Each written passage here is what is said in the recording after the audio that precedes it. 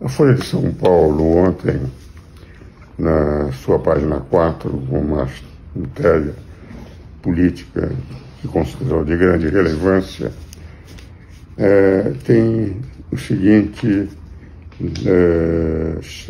chamada: suspensão de perfis por Moraes vira caixa preta com exclusão da Polícia Federal e da Procuradoria-Geral da República.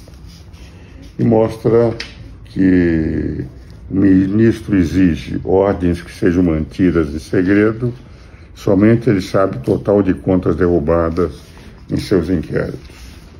E mostra que são inúmeras as contas que o ministro Alexandre de Moraes determinou a derrubada, não permitindo, portanto, que fossem veiculadas notícias ou informações ou manifestações por essas contas, e que isso não se ateve exclusivamente às eleições de 2022, mas que continua em menor número nos anos seguintes, e que a Polícia Federal e a Procuradoria-Geral da República estão excluídas. E que a justificação que o Supremo dá diz que eles só dão as ordens, eles não precisam dar a justificação no momento em que estão dando as ordens de exclusão, da mesma forma que quando eles prendem alguém não precisam dizer por que é que estão prendendo naquele momento da prisão. Mas as informações ficam mais em sigilo e, por outro lado, a Polícia Federal e a Procuradoria-Geral da República não participam em inúmeras dessas decisões, tudo isto dentro daquele famoso inquérito o Marco Aurélio de Mello, o ministro Marco Aurélio de Mello, chamou do inquérito do fim do mundo, que não termina nunca, que é o inquérito da fake news. Isto a Folha, evidentemente, faz a crítica, dizendo que essa é uma caixa preta. Nós sabemos que são inúmeras contas, ninguém tem essa informação de quantas estão sendo derrubadas, e que, enfim, pela posição da Folha, na qual a Folha dá a notícia, mas com um viés de que, enfim, não considera que seria o melhor caminho, embora sem críticas específicas ao ministro Alexandre de Moraes, mas mostra que são contas secretas, caixa preta, e que o povo não vem a tomar conhecimento.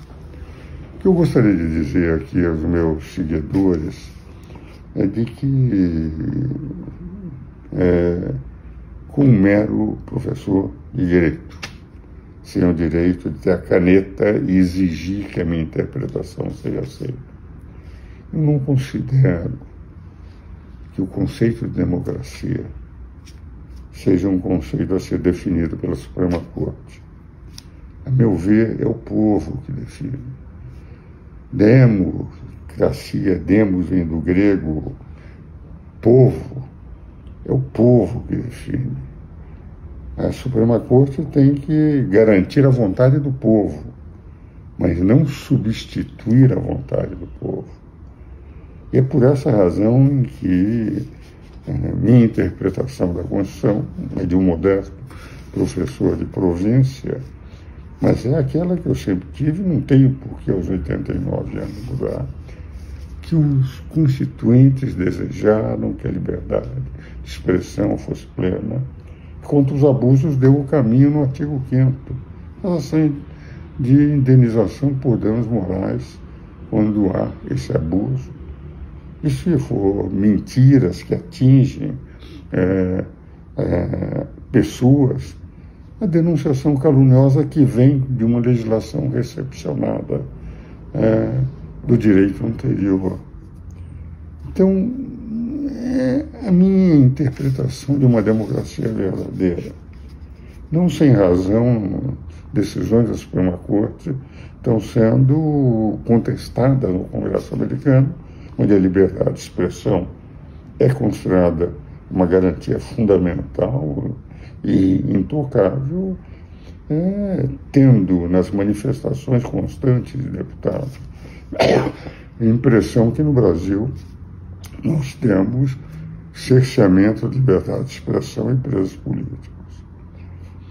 Evidente que eu estou me colocando como um mero professor de direito a interpretar, mas eu entendo que a manifestação, quando há abuso, tem que gerar as ações pertinentes da legislação infraconstitucional.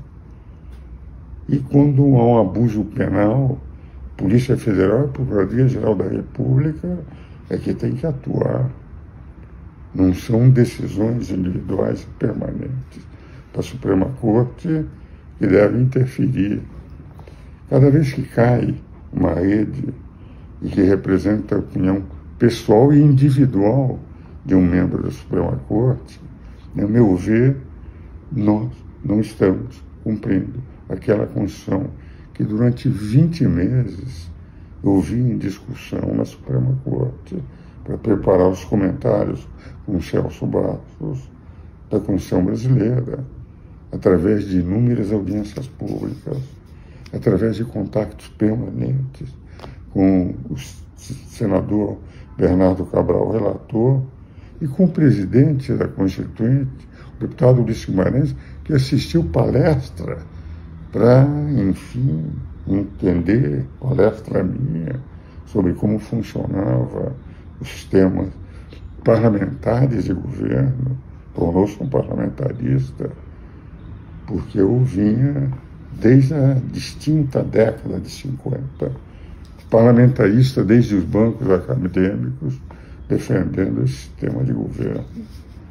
Por essa razão, eu tenho a impressão que essa matéria publicada na Folha deve ser refletida pelo povo brasileiro e pelos senhores ministros da Suprema Corte.